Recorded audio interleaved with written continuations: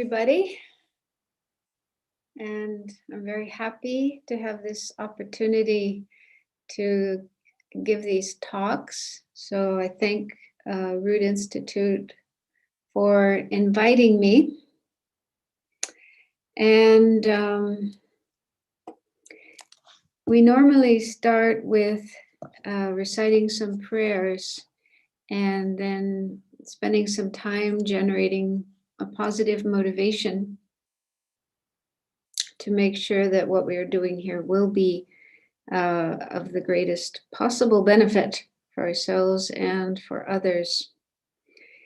And then after that, I will begin the teaching for today.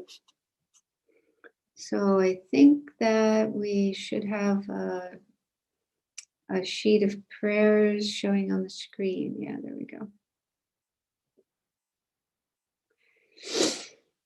So some of you may be familiar with these prayers. You've recited them before and you have some understanding of what they mean. And if any of you are not familiar with these prayers, not familiar with reciting prayers at all, then you don't feel obliged. You don't have to feel obliged to recite the prayers. The purpose of the prayers is to help us get into a good state of mind at the beginning of teachings. And so, if you prefer not to say the prayers, you can just sit quietly and contemplate, try to get yourself into a good state of mind. But those who do wish to say the prayers can recite them along with me. First is taking refuge in generating bodhicitta. Bodhicitta is altruism, the wish to benefit all sentient beings, the wish to develop our potential for enlightenment, bring ourselves to the state of enlightenment, the state of a Buddha, so that we can benefit all sentient beings. So that's the basic meaning of this prayer. I go for refuge until I'm enlightened to the Buddha, the Dharma, and the Supreme Assembly. By my practice of giving and other perfections, may I become a Buddha to benefit all sentient beings. I go for refuge until I'm enlightened to the Buddha, the Dharma, and the Supreme Assembly. By my practice of giving and other perfections, may I become a Buddha to benefit all sentient beings. I go for refuge until I'm enlightened to the Buddha, the Dharma, and the Supreme Assembly. By my practice of giving and other perfections, may I become a Buddha to benefit all sentient beings. The next prayer is the prayer of the four immeasurable thoughts, also called Brahma Viharas. These are four very positive states of mind: loving kindness, compassion, joy, and equanimity, that we try to cultivate towards all living beings, ideally. You know, in the beginning, we can't expect to have them for all living beings, but we just try to generate them as much as we can. These are, positive thoughts and feelings and aspirations, wishing other sentient beings to be happy and free from suffering and so on. May all sentient beings have happiness and the causes of happiness. May all sentient beings be free from suffering and the causes of suffering. May all sentient beings be inseparable from the happiness that is free from suffering. May all sentient beings abide in equanimity, free from attachment for friends and hatred for enemies. And next is the mantra of the Buddha.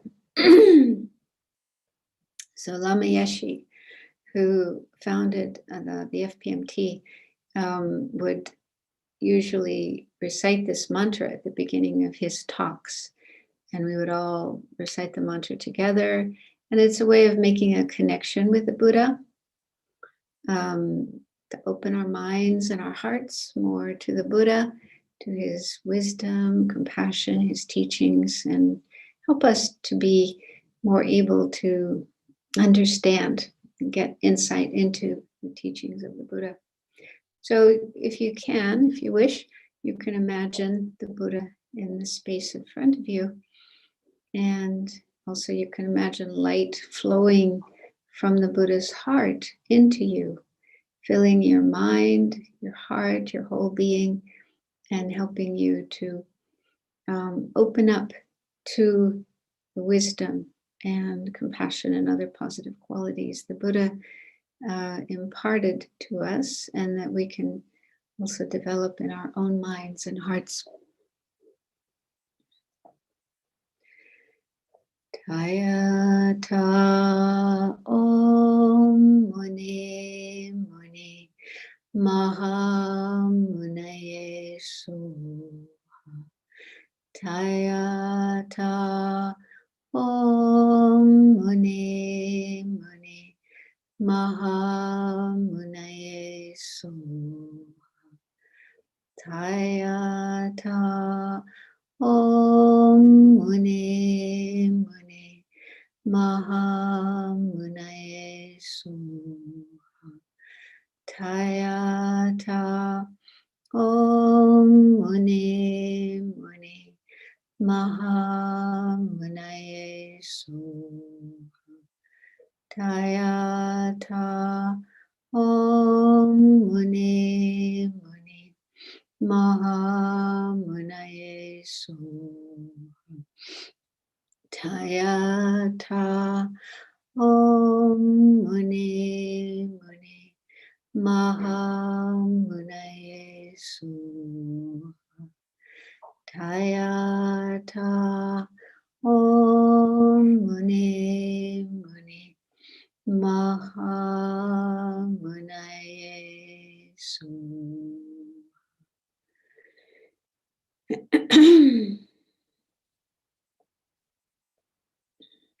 So now let's sit quietly for a few more minutes to get our minds into a good state for what we are going to be doing in this session. So first of all, make sure you're sitting comfortably.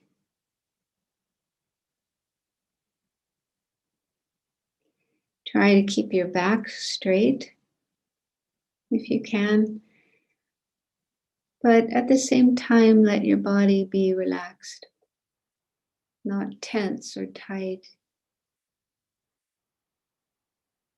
If you do notice tension anywhere in your body, see if you can release it. Imagine that it melts and flows out of you and sinks into the ground below.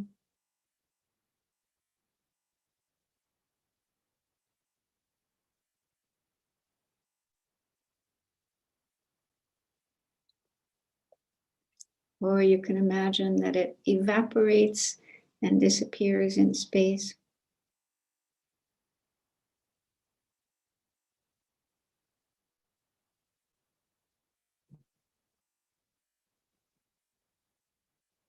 So just do the best you can to have your body as relaxed and free of tension as possible. If you're not completely able to let go of all the tension in the body, that's okay. Just do the best you can. Let go of as much as you can, and then be content with that.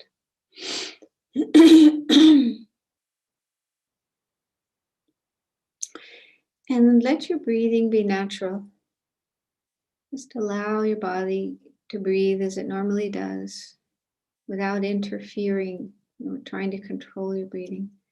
Just allow the breath to flow in and out naturally.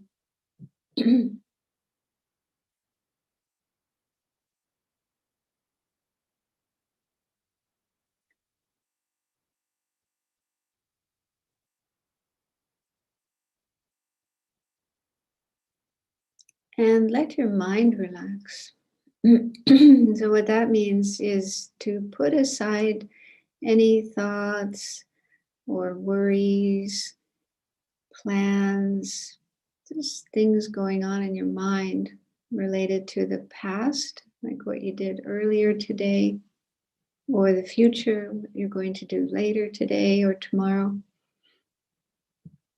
So for now, put aside all of those thoughts and just let your mind, your awareness be right here in the present moment, present place, wherever you are. Being aware of the breath flowing in and out is a good way to be in the present, because our breath is in the present. It's right here, right now.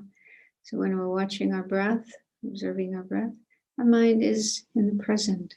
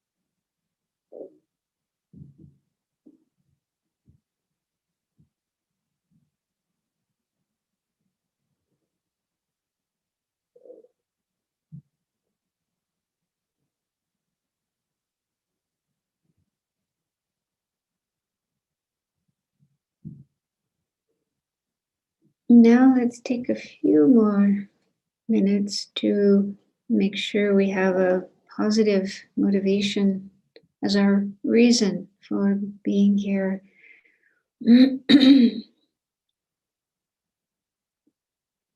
So when the Buddha gave teachings, his motivation for teaching was compassion.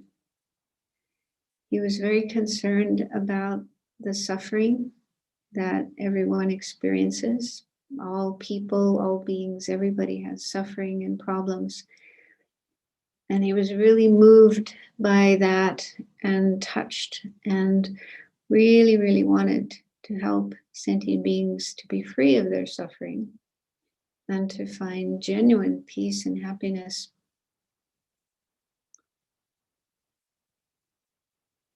He himself was once an ordinary being like ourselves, so he had suffering, he had problems too. But he found a way to be free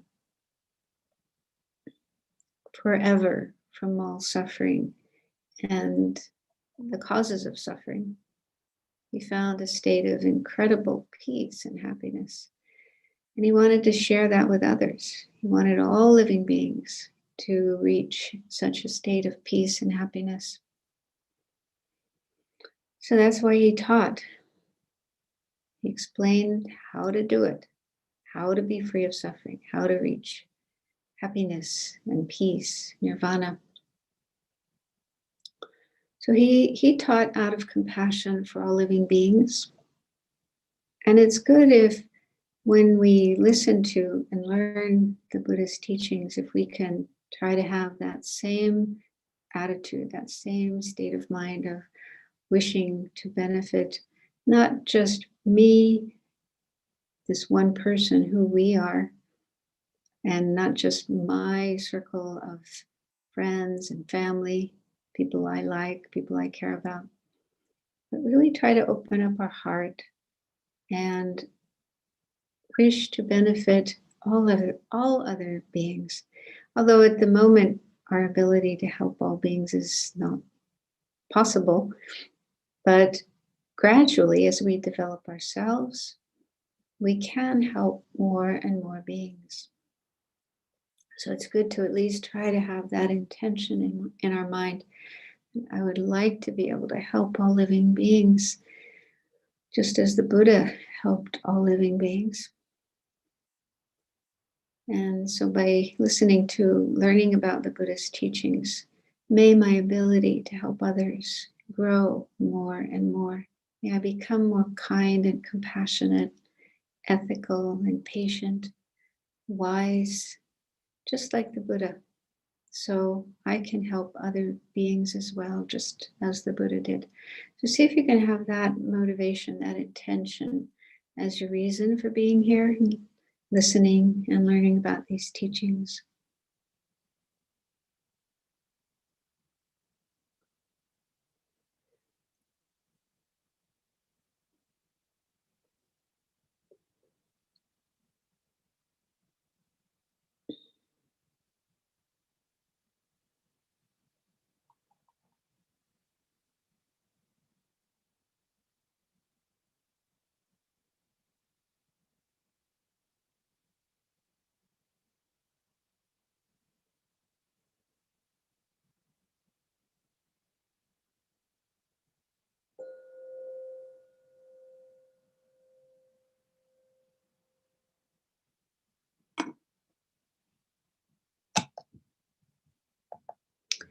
Okay, so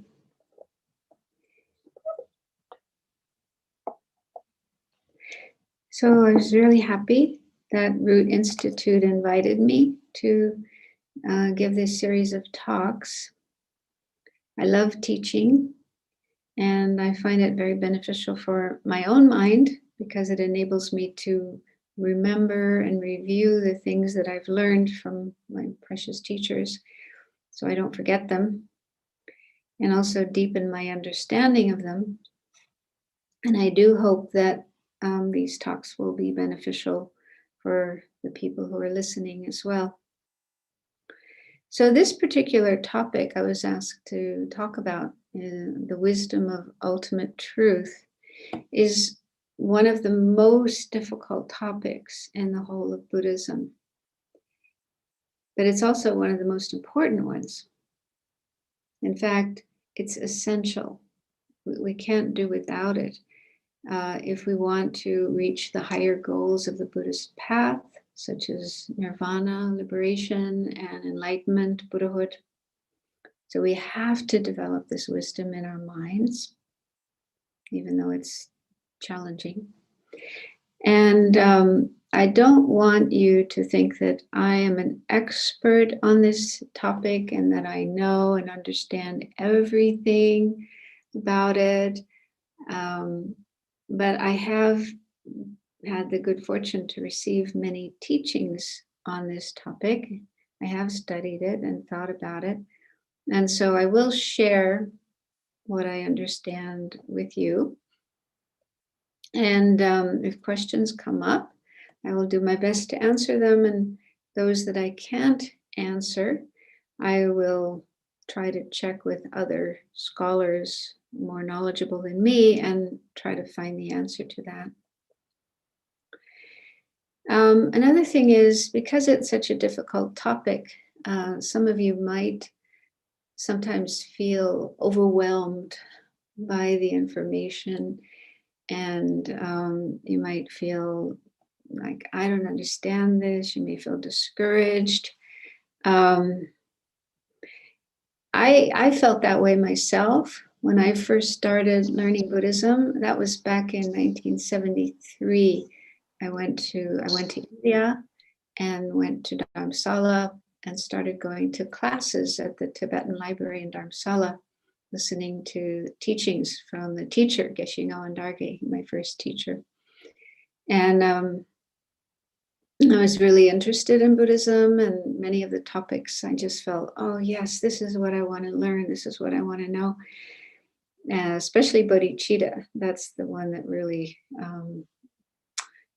touched me very deeply. And I just felt, wow, this is what I want to do. I want to develop bodhicitta. But when it came to the teachings on emptiness, when I heard that topic being explained or I read something about that topic, I just didn't understand it at all. It was almost like a foreign language, like Mongolian or something. Even to understand the words were difficult. So I just didn't have much understanding at all. And that continued for several years. Maybe it was 4 or 5 years after I first started learning Buddhism that I had the chance to get some teachings from a really wonderful teacher, Khenso Jamba Tekchok. And his way of explaining this topic of emptiness was really simple, clear, down to earth. And I felt, I finally understand something. Yeah, so from that time on, my understanding has grown more and more. And now I'm even at the point where I can talk about emptiness. I can explain it to others.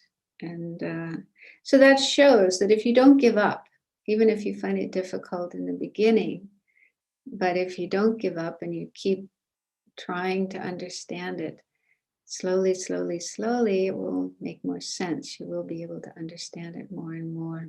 So I hope that's the case here, that nobody will get discouraged and drop out because you find it too hard. You do need to be patient and just keep trying, just keep listening more and more and more. Also, it's said that because emptiness is such an important and also very precious topic, that listening to or studying, thinking about, reading about, trying to understand this topic of emptiness is very, very virtuous.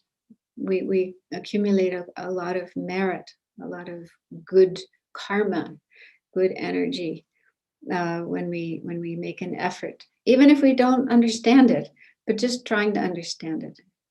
That's so good for us, so beneficial, so virtuous. So it's good to rejoice. I feel really happy. I'm rejoicing that I have the chance to talk about emptiness, because it's making me, focus on it and try to explain it to others. And so, it's very virtuous, and it definitely becomes the cause for us to increase our understanding more and more, and eventually have the actual realization of it. So I hope that you will also feel happy that we have this opportunity to learn about emptiness. So today I would like to start with an overview of the Buddhist path.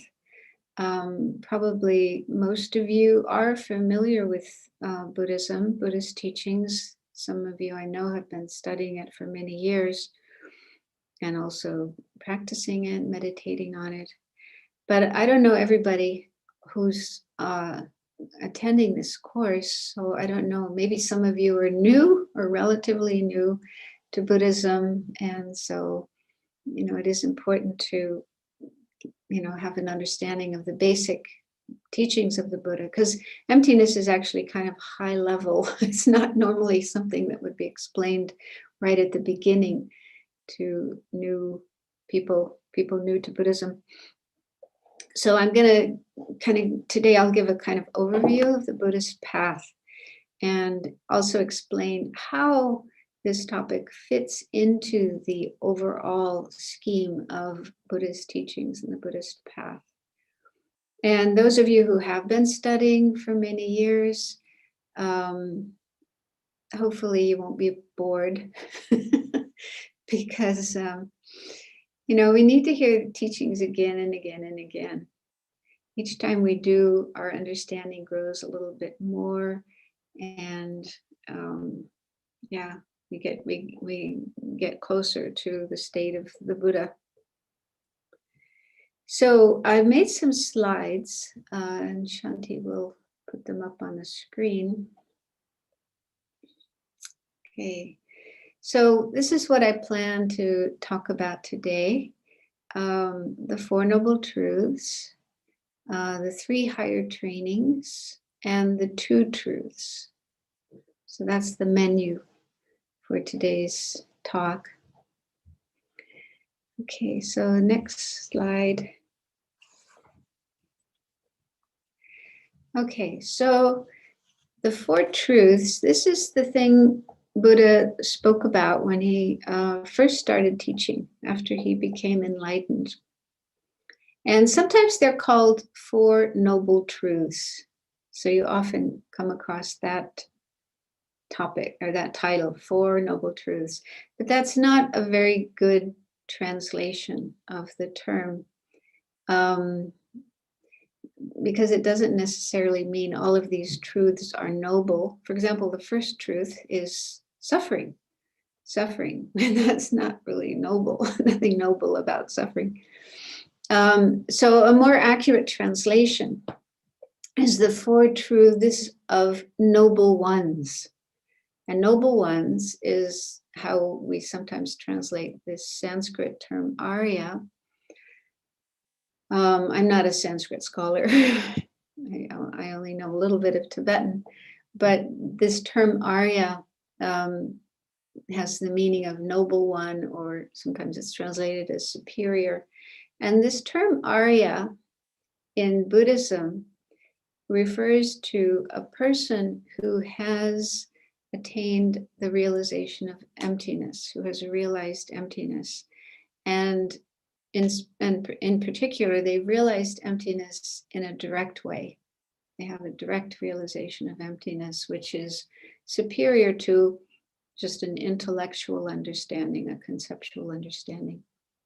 So that'll get more clear later as we go into the topic of emptiness. But anyway, an Arya is someone who's been studying a long time and practicing, meditating a long time, really working on their mind and their practice. And they've reached the point where they have this direct realization of emptiness, meaning they see emptiness. They really understand emptiness very, very well. They're not yet enlightened. They may not be enlightened yet. They might still be on the way to enlightenment, but they've reached a very important point in their path. So this term Arya comes up quite a lot in Buddhist philosophical teaching. So it's important to have some understanding of what it means. So these four truths are truths of noble ones, or Aryas, meaning that Aryas understand these four things as true.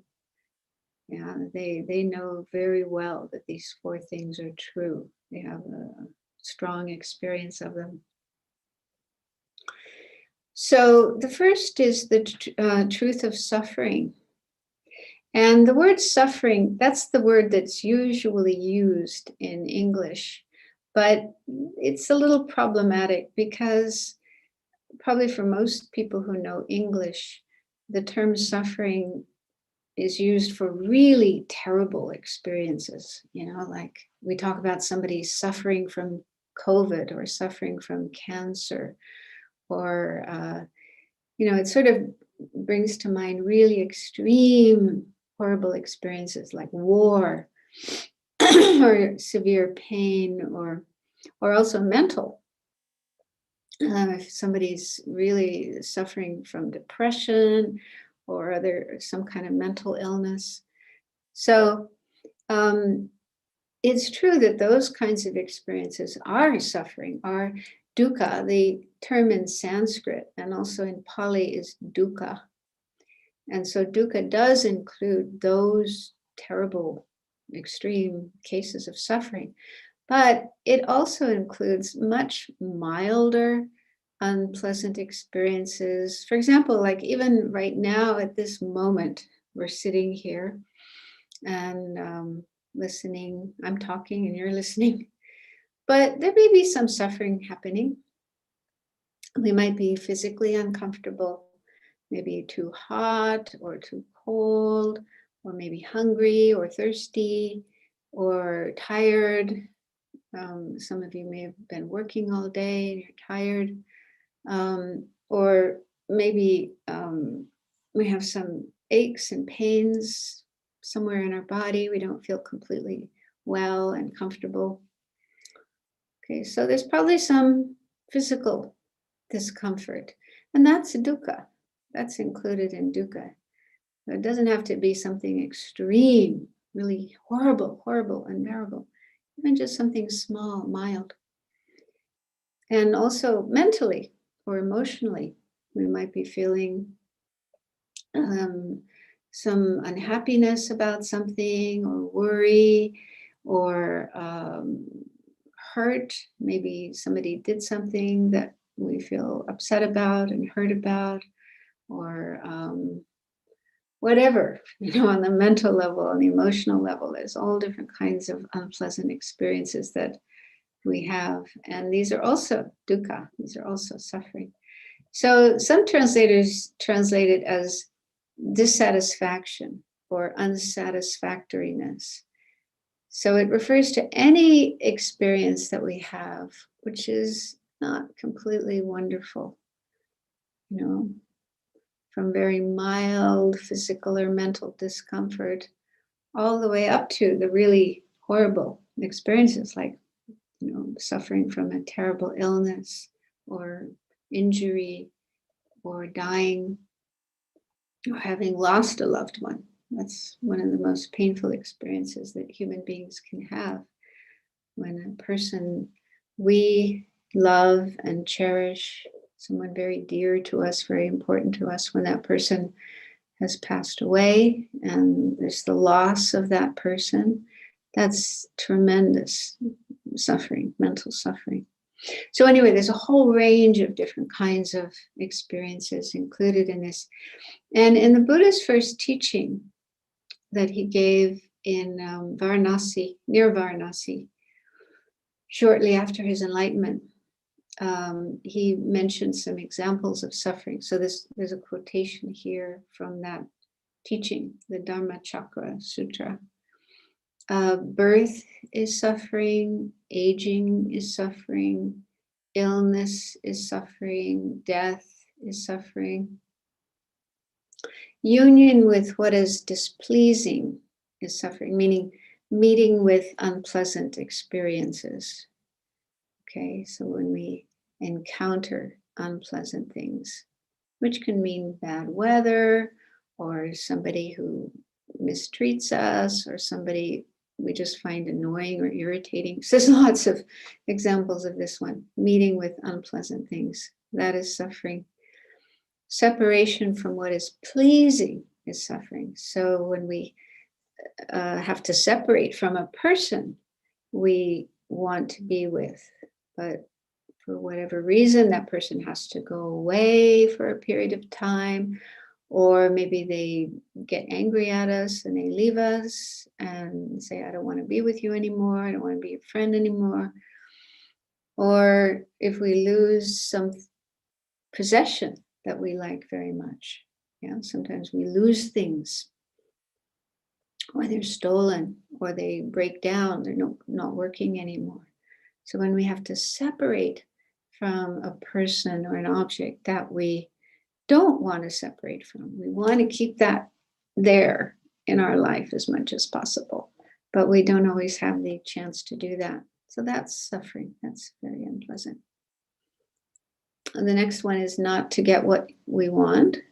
So there's often circumstances where we want something very much.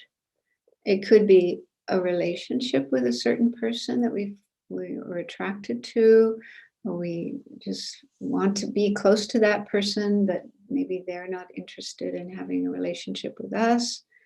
So that's really painful. Or there may be some material object that we would like to have very much, like the latest iPhone, which I guess it's the iPhone 12. Probably soon there'll be another one, iPhone. They probably won't make an iPhone 13 because many people think that's an unlucky number. They'll probably jump to maybe iPhone 20. Who knows?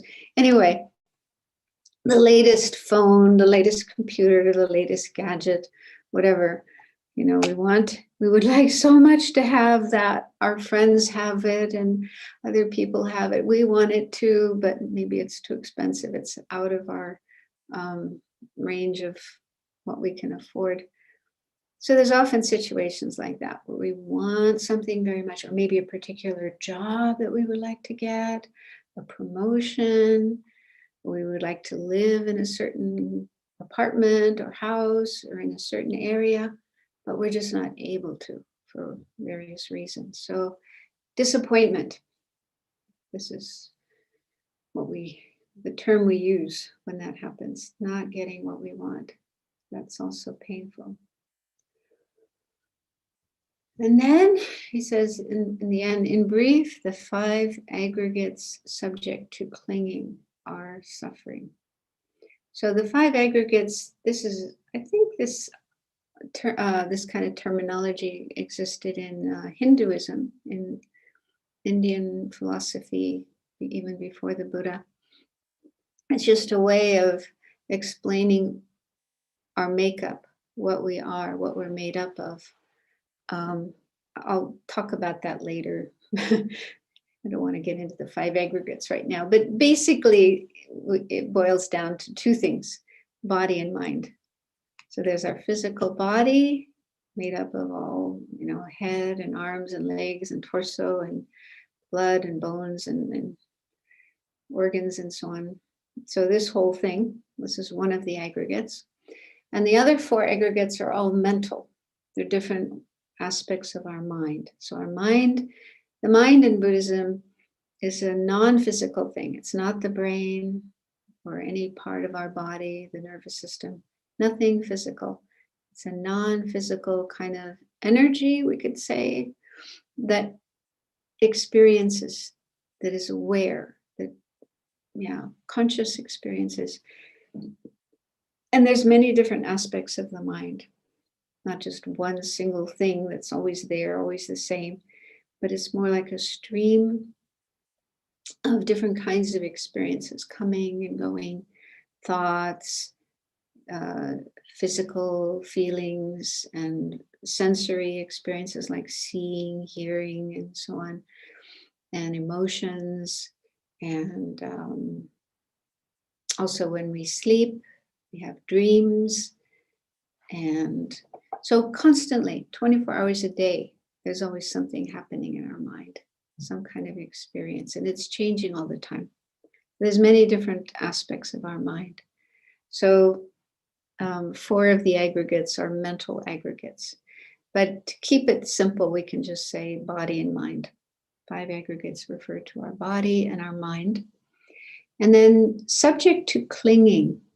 This is an expression that comes up in the teachings. It'll become more clear later. But anyway, why we have this body-mind complex, the 5 aggregates, is because of clinging. Well, because of many different factors, but one is clinging or attachment. So according to Buddhism, we didn't just start existing in this lifetime, but we've had many, many, many lives before this one.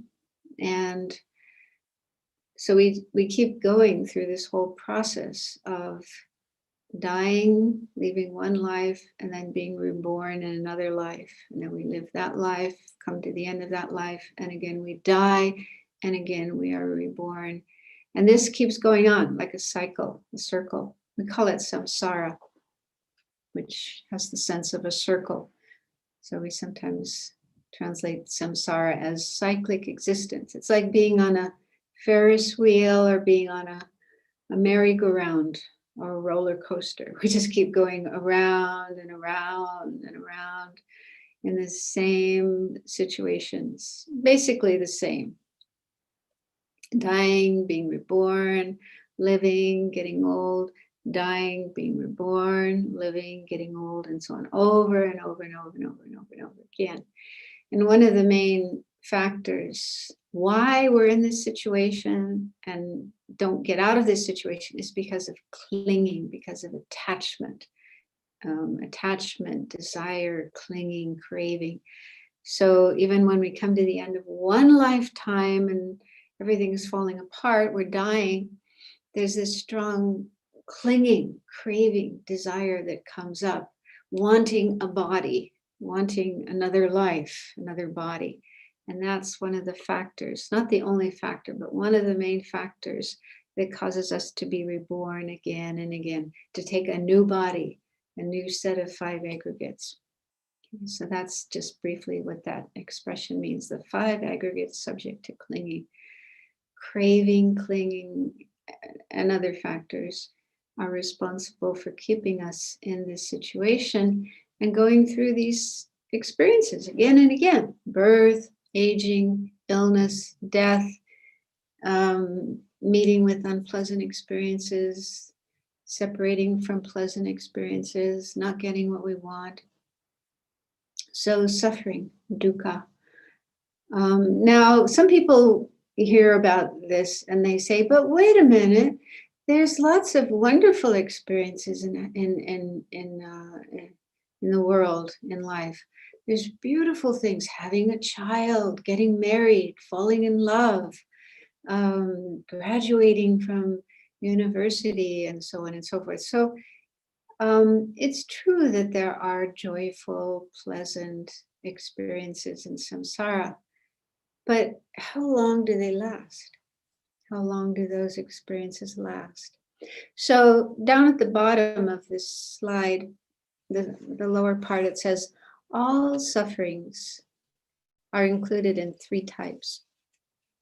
So this is kind of a way of, summarizing suffering into three groups, three types of suffering. The first one is called the suffering of suffering. And that just refers to any experience we have that is obviously unpleasant. You know, nobody has to tell us this is suffering. We know it. Even animals know when they are suffering, when they're hungry, or if somebody's beating them, mistreating them, or they're cold, or they're hot, or they're thirsty. So when they have those kind of experiences, they want to get away from them. They want to, stop them. They don't like those experiences. So the first type of suffering is anything we obviously recognize as suffering and we don't want. We want to get away from. The second is called the suffering of change. This is difficult to understand because this refers to pleasant experiences, joyful experiences that we have, but they don't last. They change, they disappear. So for example, eating food. I think most people in the world like to eat food. Depends on, everybody has their favorite food. For some people, it might be pizza. For somebody else, it might be dalbat, delicious curries. For somebody else, it might be, fried rice or fried noodles or whatever. So every country and individual has the type of food that they like to eat. So when we get the kind of food we like to eat, we usually feel very happy. We enjoy eating that food. So there's definitely some pleasure there. But then how long does that pleasure last? You can't just keep eating and eating and eating. Otherwise, then you definitely have suffering. Bloated stomach, pain in your stomach, having to run to the bathroom many times. So it turns into suffering if we just continue eating. We have to stop at a certain point. And we may feel satisfied for a while, maybe a few hours. But then after a few hours, we're hungry again. Yeah, we again experience hunger and again have to eat. And then again, we're full for a while, we're satisfied for a while. But then again, after a while, we're hungry again. We have to eat again. So the suffering of change refers to pleasant experiences that don't last.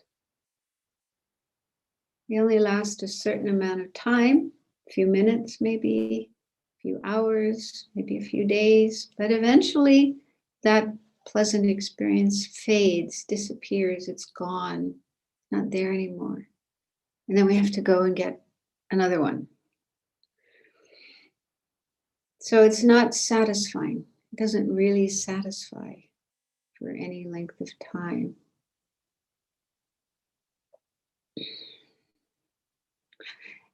And the third type of suffering is called, this is more complicated, it's called pervasive compounded suffering.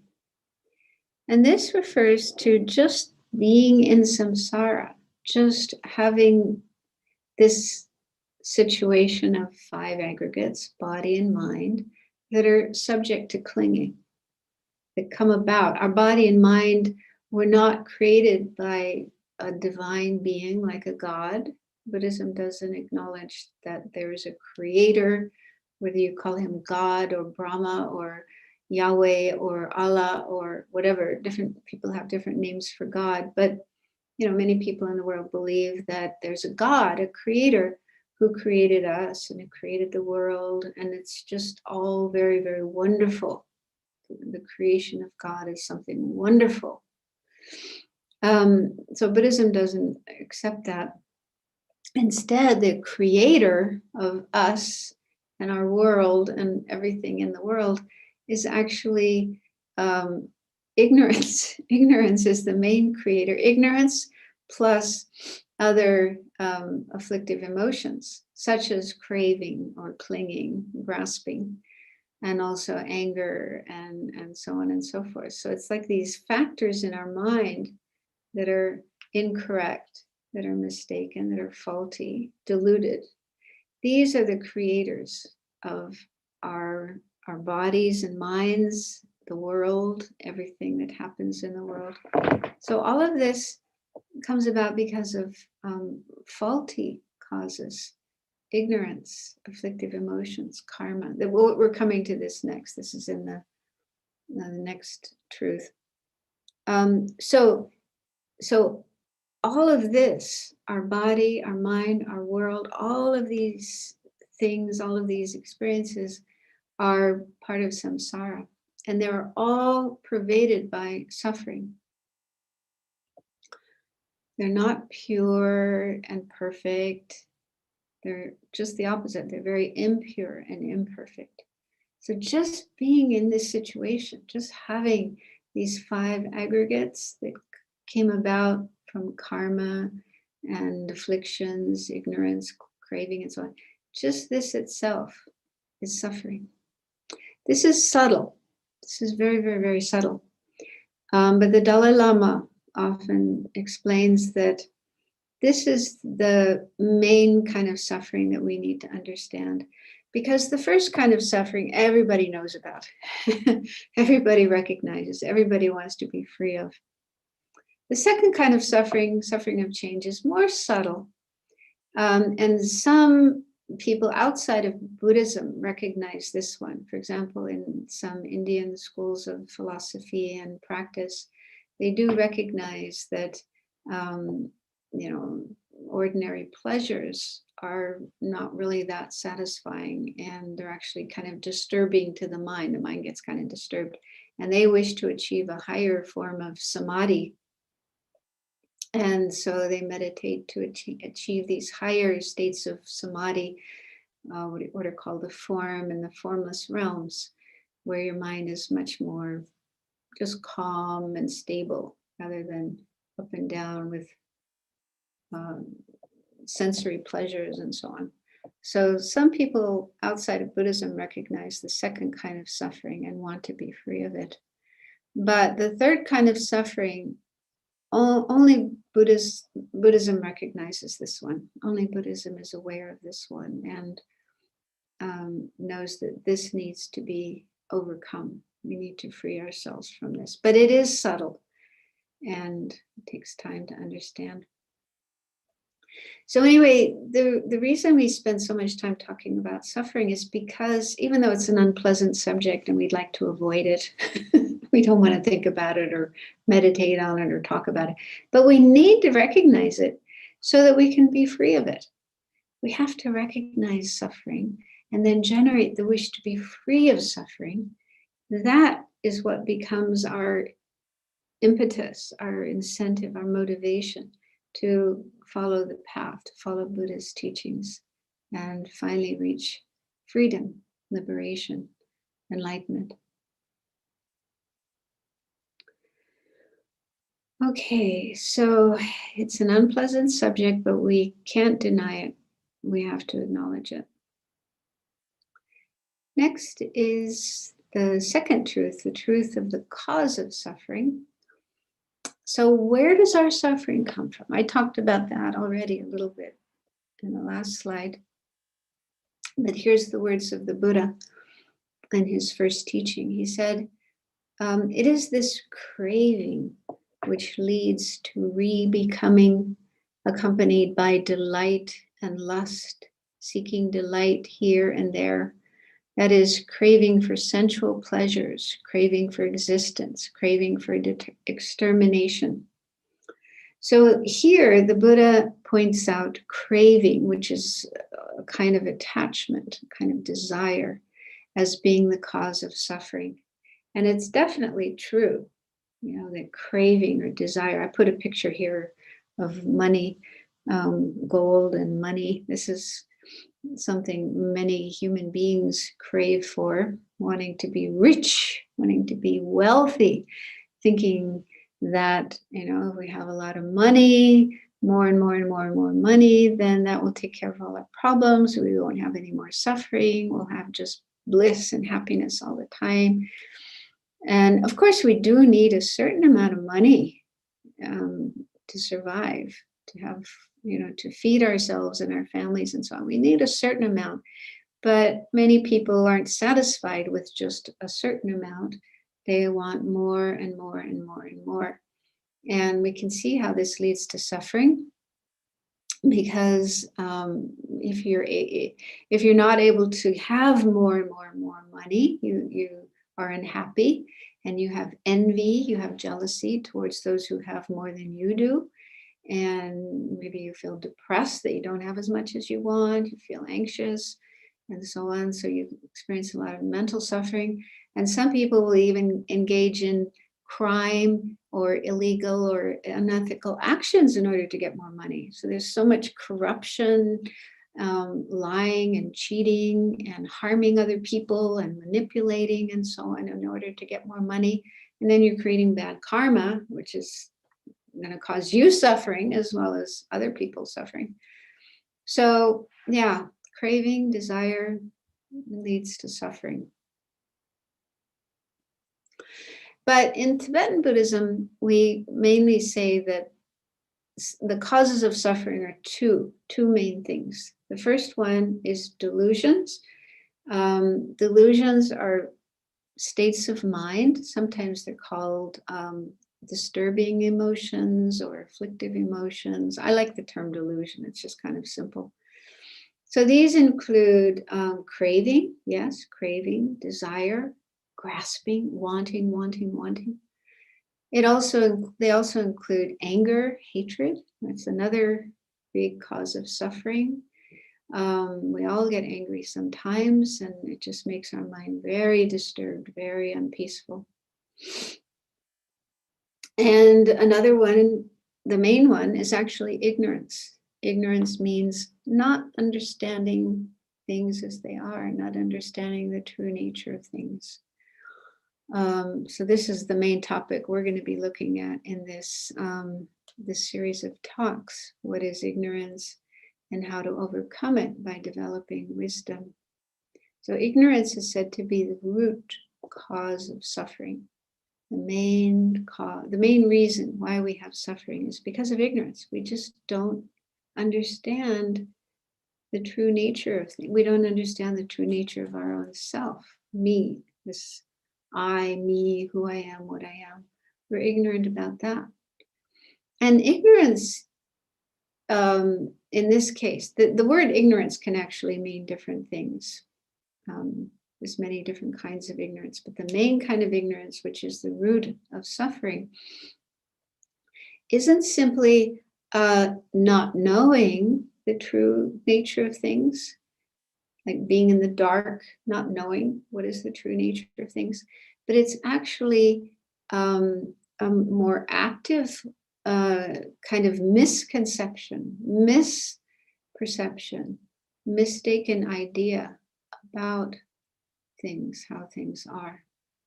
So like one Buddhist teacher explained it, it's like the difference between, let's say, the population of India.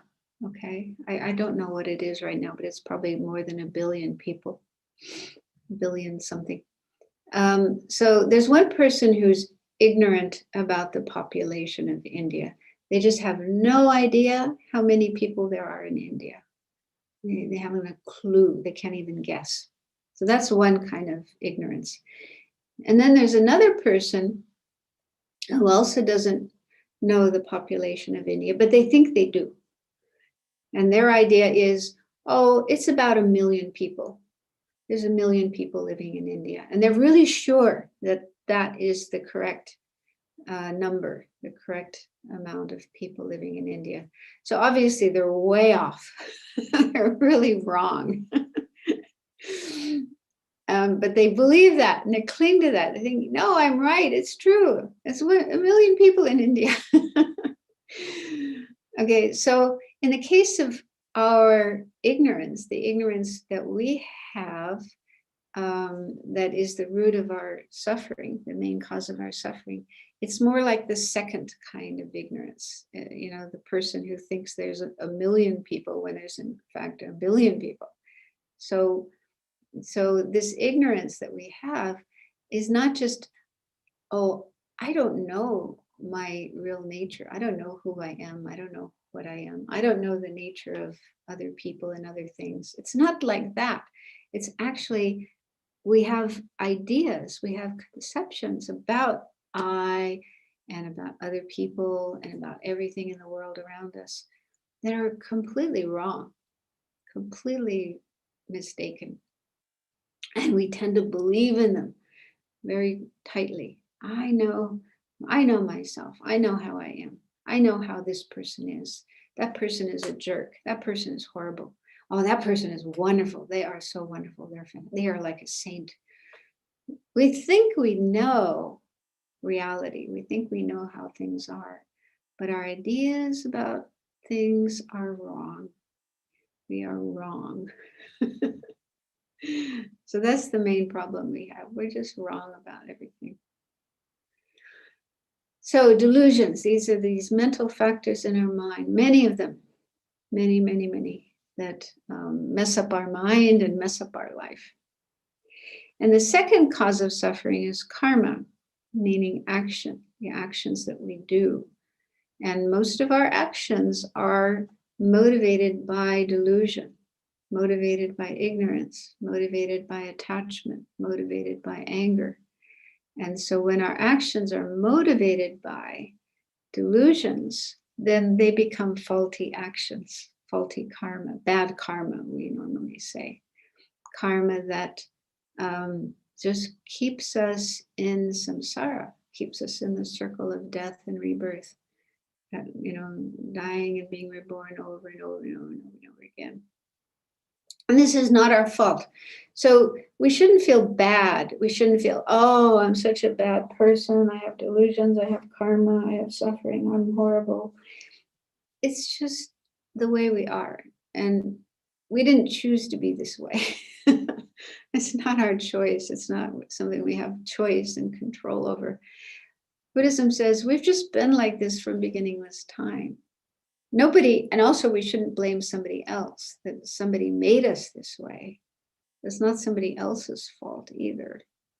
Like God made me this way. It's his fault. He's to blame. We have been in this situation from time without beginning. That's what the Buddha said. It's always been that way.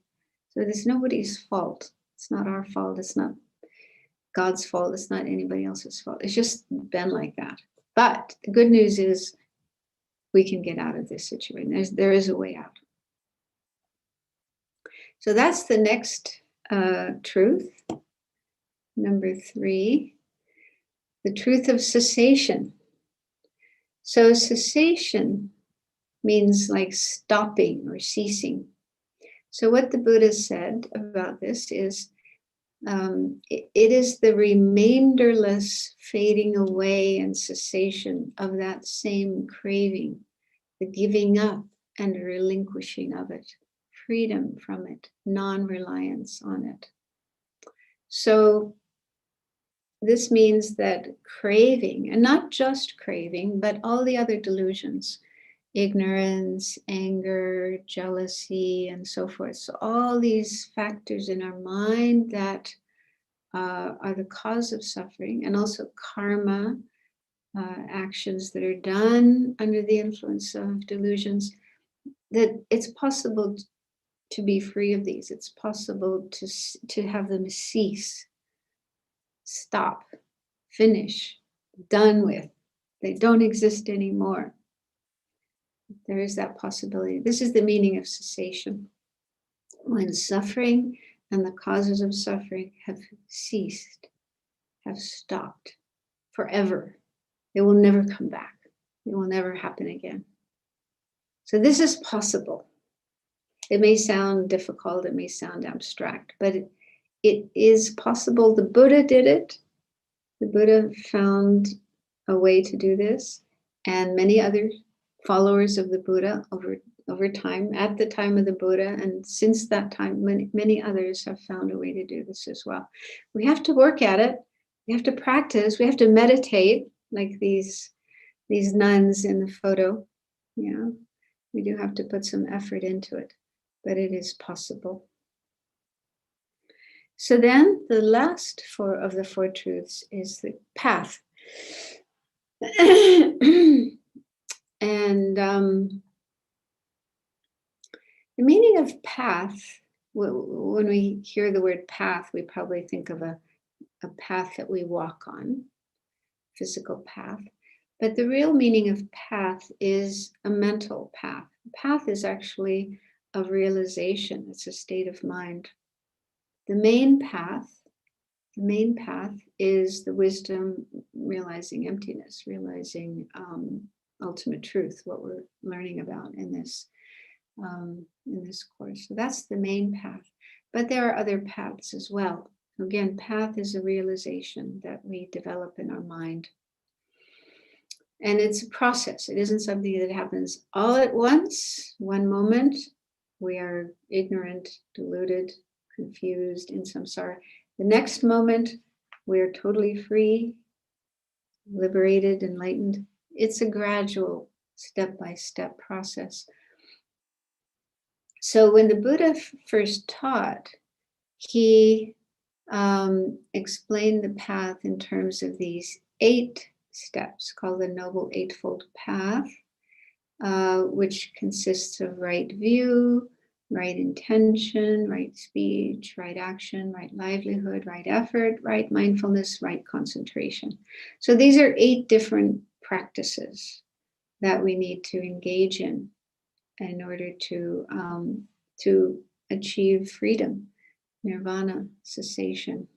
Now, I'm not going to go into an explanation of all of these, but in the next slide, in the Tibetan tradition, and this exists in other traditions as well, these 3 practices called the 3 higher trainings, and it's a kind of convenient way of summarizing the Eightfold Path. So the 3 higher trainings are ethical conduct, Shila in Sanskrit.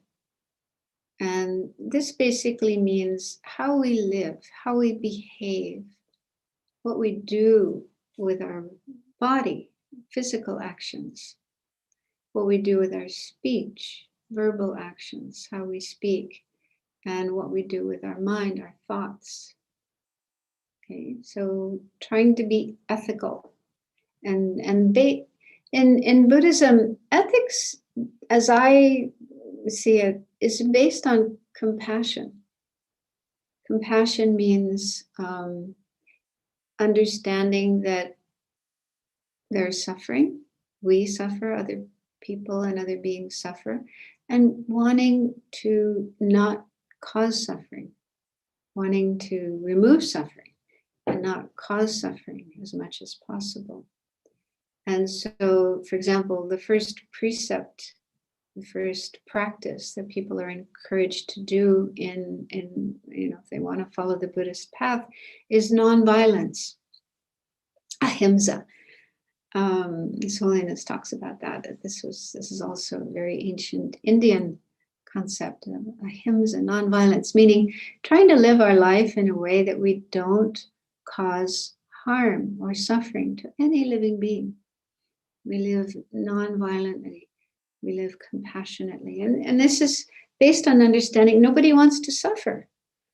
That animal, that person, even that insect crawling across the table doesn't want to suffer. It wants to live, wants to enjoy its life, find food, take care of its needs, and not suffer. So understanding that, then we respect every living being and their right to happiness and their right to not suffer. We respect that, and we don't do as much as we can. It's not always possible, but we try our best to not cause suffering to any living being.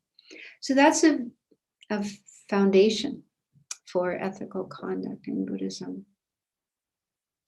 Concentration is training our mind to stay focused on an object of choice. And again, samadhi, I think, is quite well known in India. Does require effort in meditation, training our mind to stay focused on whatever object we choose to focus it on, bringing it back when the mind wanders away. So cultivating that quality of concentration is also very important. And then the third one is wisdom. So this is the main topic we're going to be focusing on in this course. So wisdom, we'll talk more about it next time. We're running low, short of time now. But wisdom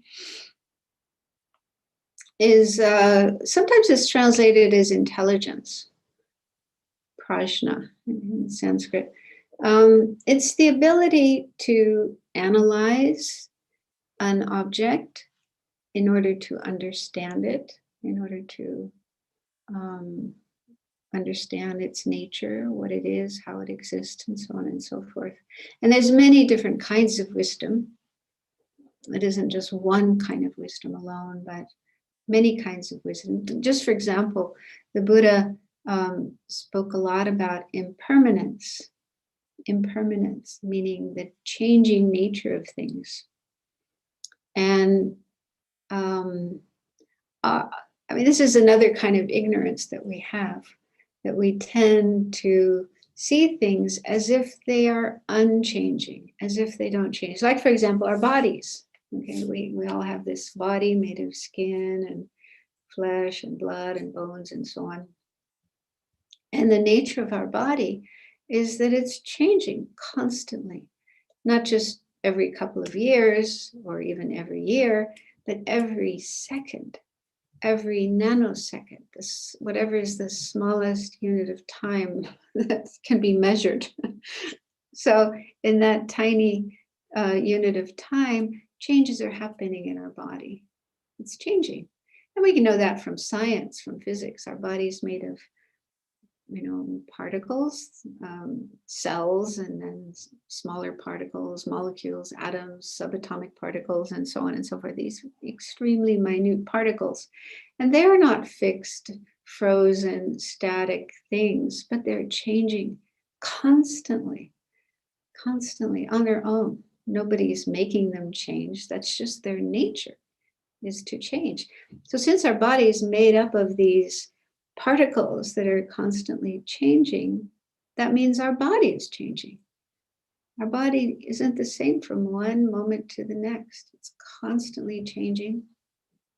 And as it's changing, it's getting older. Oh, shoot. I wish it was getting younger, but but that's impossible. It's just unrealistic. Our body is constantly getting older and older and older and older. And it's, not getting younger.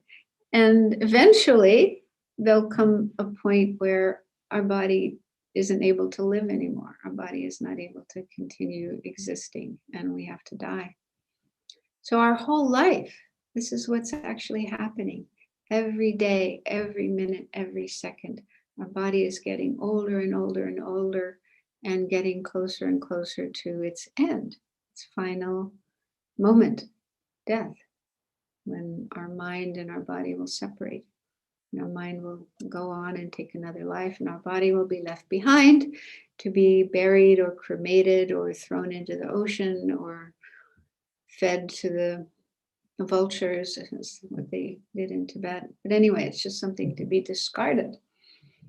So this is, impermanence. This is one of the main things the Buddha said we should reflect on. We should reflect on the impermanence of our own body, the impermanence of our life, and the impermanence of everything around us as well. This is not something we normally see, most people in the world don't think about impermanence. And many people even actively avoid thinking about impermanence. They don't want to think about the fact that they are getting old and they're getting closer to death. They push that idea aside. I don't want to think about that. I don't want to know about that. I want to live as if I'm going to be young forever. But I mean, that's just unrealistic. So the Buddha said it's very important for us to think about and meditate on and realize impermanence. And this is a kind of wisdom. Okay, it's one type of wisdom of impermanence, the wisdom that realizes the impermanent nature of our body, our life, and the things around us. So this, as you can imagine, you need to put some effort into doing this. You need to think about, read Buddha's teachings and the teachings of other great masters, meditate on them, think about them, and slowly, this wisdom will grow in our minds. We'll become more and more aware of impermanence, and it will have a beneficial effect on our mind and on our life, the way we live our life. So that's just an example of one kind of wisdom. The wisdom of ultimate truth is more difficult than that, but yeah, we'll get into that more. But just to illustrate the meaning of wisdom. Okay, so these 3 higher trainings are like 3 packages, containers in which we can put the eightfold path. So just to quickly look at that. So under the first higher training of ethics, we have right speech, right action, right livelihood. So it means we try to make sure our speech is virtuous and not non-virtuous. We try to avoid lying and hurtful words and words that cause suffering and problems. And instead we speak words that are gentle and kind and helpful and truthful. Right action is what we do with our body. So we try to avoid killing or any other kind of harmful action, stealing, sexual misconduct, and make sure that our actions are beneficial as much as we can, not harmful as much as we can. So that's right action. Right livelihood has to do with how we make a living. So we try to avoid livelihoods that cause suffering, like being a butcher or dealing with animals or human beings as well. There's still kind of forms of slavery existing, like prostitution and enslaving human beings, forcing them to do work without paying them, without giving them freedom and so forth. Or any kind of livelihood that is harmful or unethical or illegal, like selling drugs, making drugs and selling drugs, illegal drugs, harmful drugs. And then under concentration, the second higher training, we have right effort. That means putting effort into doing things that will develop our mind, our positive qualities such as concentration. Right mindfulness, training our minds to be aware and alert of what is going on in our mind, and in noticing if there is something unvirtuous, like anger or attachment coming up, and dealing with that, not letting it just take over our mind. Right concentration is focusing our mind on an object that's beneficial and will enable us to develop our concentration in a beneficial way. And then under wisdom, the third higher training, we have right understanding and right thought. So right understanding is learning. So we do need to make some effort to learn about the Buddhist teachings, about the path, what's actually involved in the path to reach liberation and enlightenment. So we have to listen and study to develop a right understanding of things. And then right thought is applying our mind to those teachings, learning to think in ways that are going to help us get closer to enlightenment, like cultivating wisdom, cultivating compassion, cultivating patience, and so forth, and not letting our thought go in unhelpful directions so that we have more ignorance, more anger, more attachment, and so on. So working with our mind, applying our mind in positive and constructive ways. So this is just a very brief summary. There's a lot of material there, but just to give you some idea of the overview of the Buddhist path. And so wisdom, sorry, just one more thing going back. So of these 3 higher trainings, wisdom is the most important one because that's the thing that will actually enable us to be free of suffering and attain liberation and enlightenment. But wisdom needs to be based on concentration and ethics. We need to be able to, train our mind to stay focused. So our mind isn't all over the place, very scattered and distracted. So we do need to develop concentration. But we also need ethical conduct. We need to live our life in a wise and non-violent way.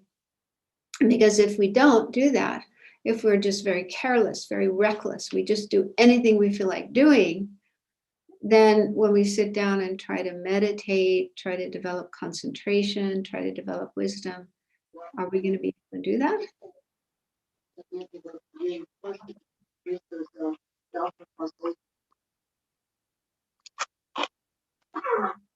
What's happening? Yeah, so to be able to use our mind in developing concentration and wisdom, we need our mind to be fairly calm and quiet.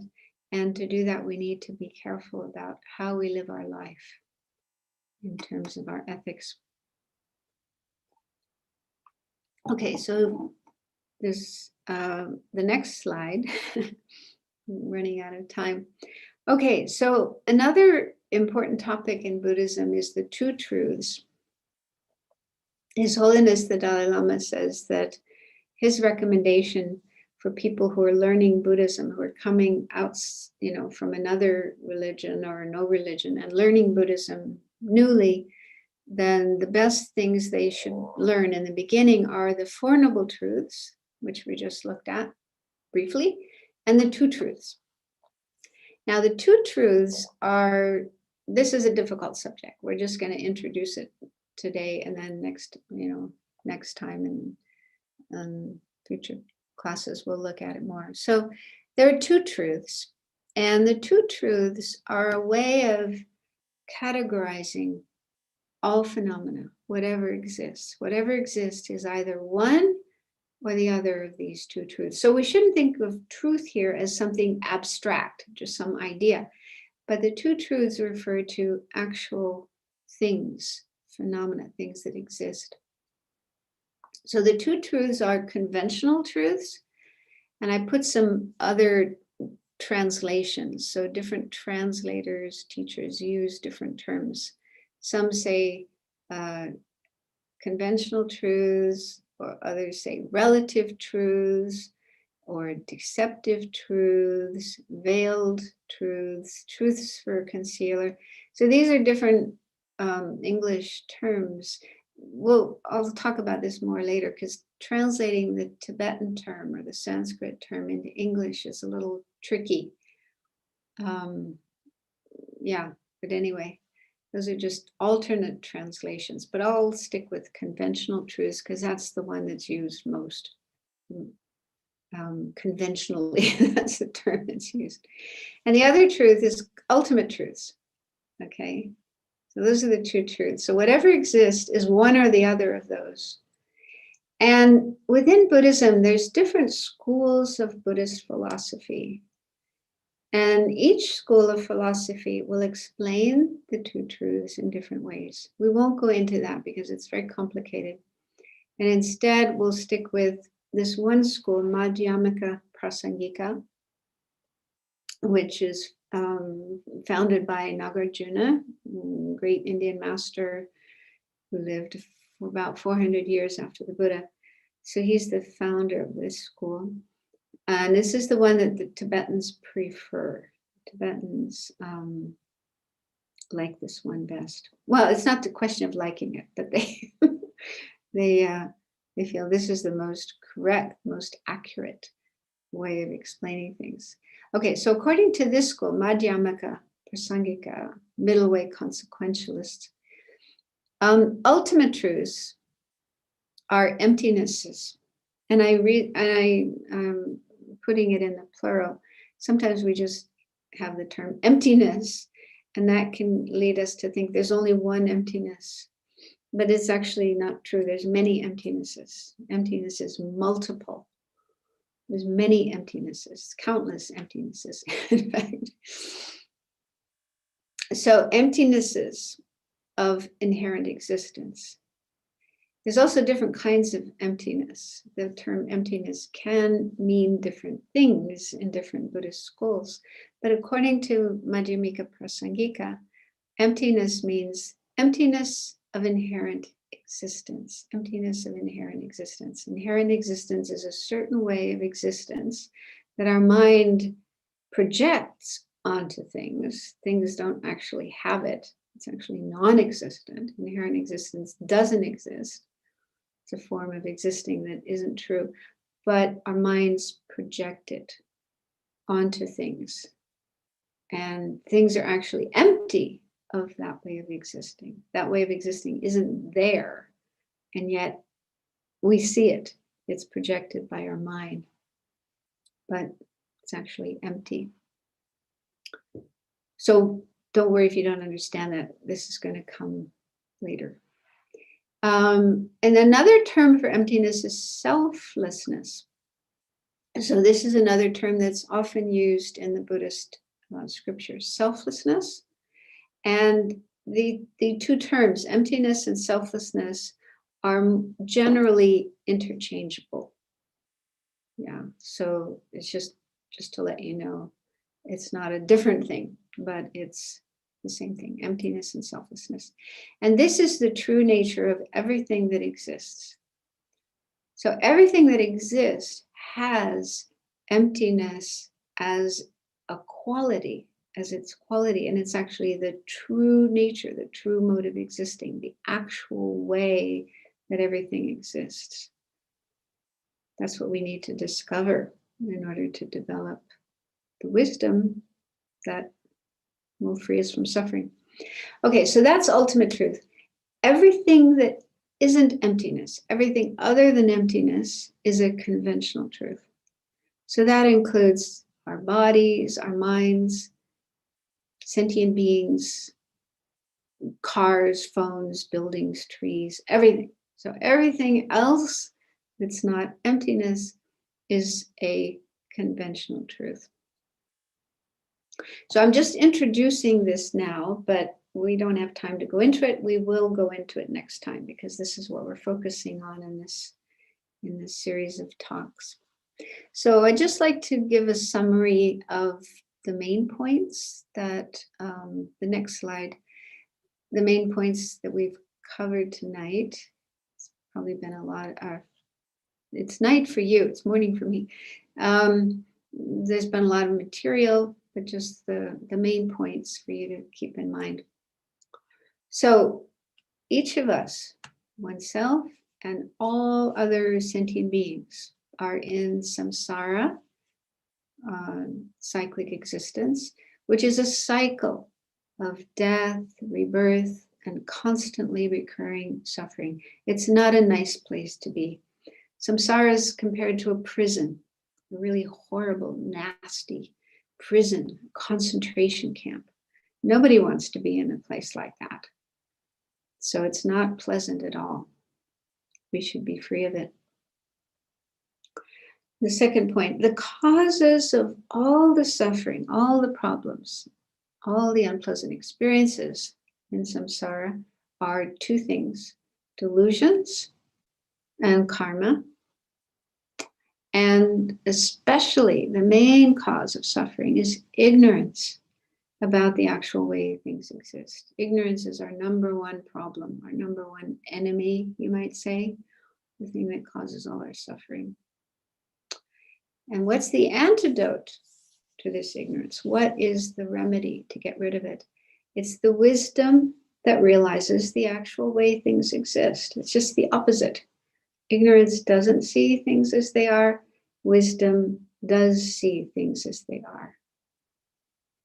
And this wisdom in particular is the wisdom of emptiness, the wisdom that things are empty of inherent existence.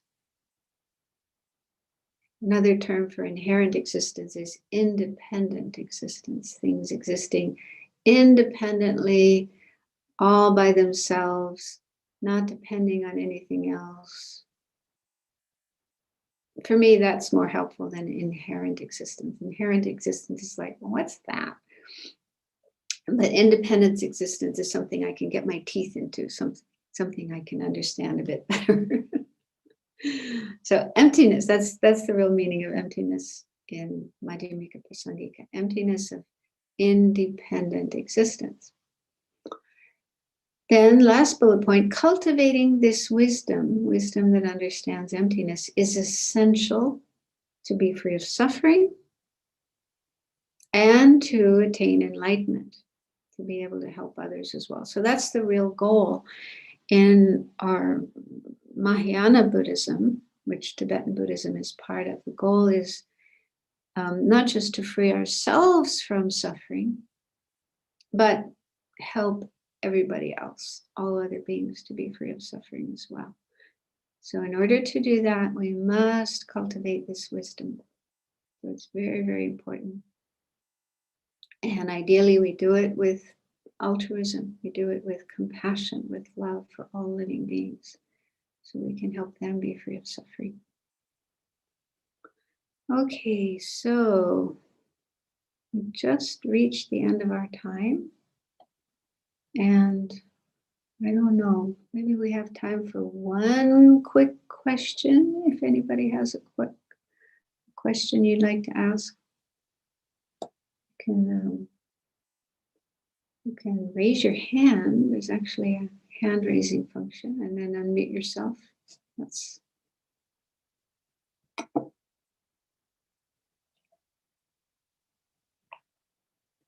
alternatively, if you have questions, you can maybe write them. Vishad Tomar has a question. Hi, good evening, everyone. Good evening. I can hear you. Hello? Hello, you can't hear me? I can hear you. I can see you too. Hi, good evening, everyone. Good evening, Venerable.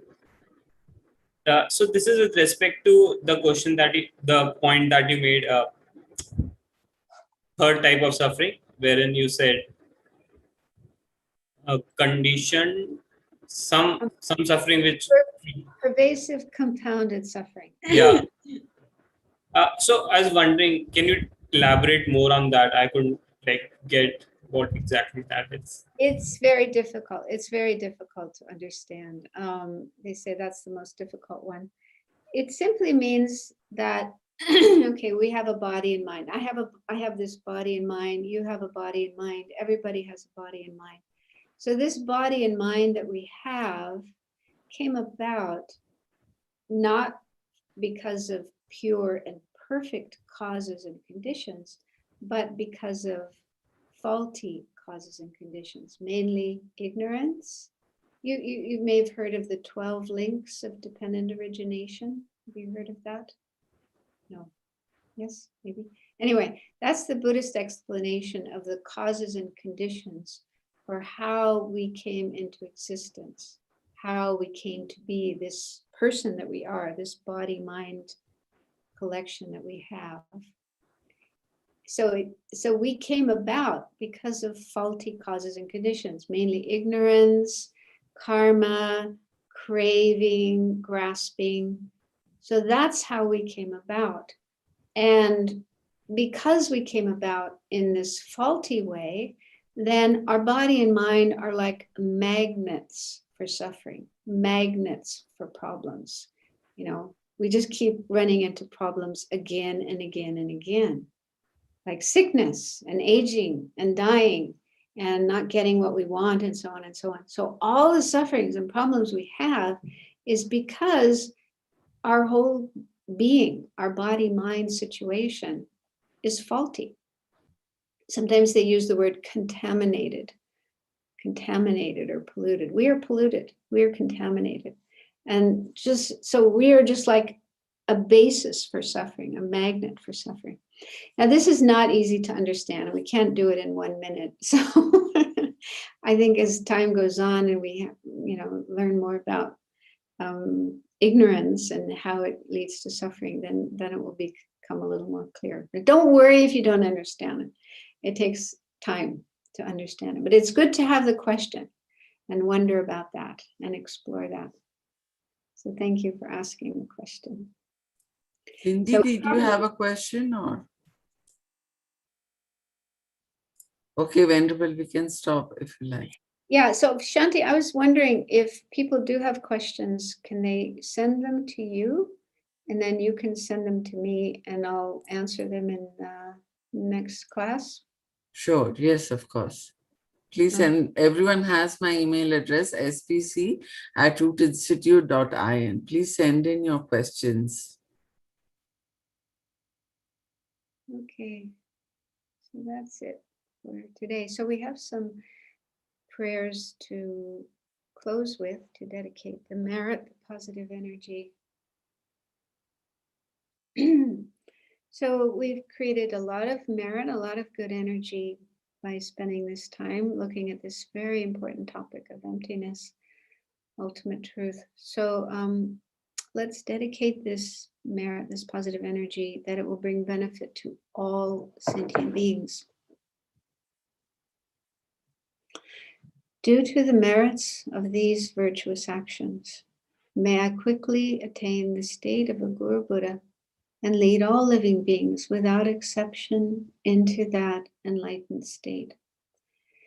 May the supreme jewel bodhicitta that has not arisen arise and grow, and may that which has arisen not diminish, but increase more and more.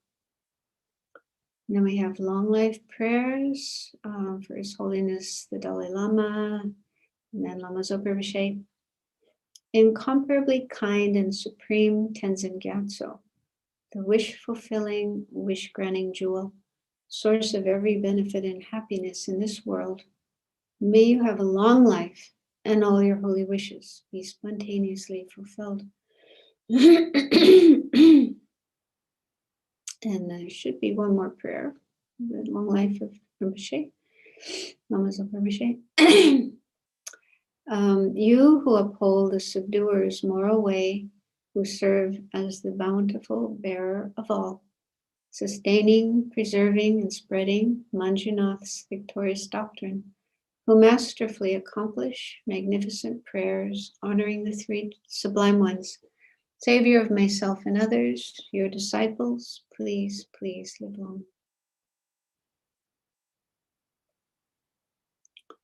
Okay, thank you. Thank you, Venerable. Thank you, all of you, for participating. See you next Friday. Thank you, everybody. Thank you, Venerable. Thank you, Shanti. Thank you. Thank you, Venerable. Thank you.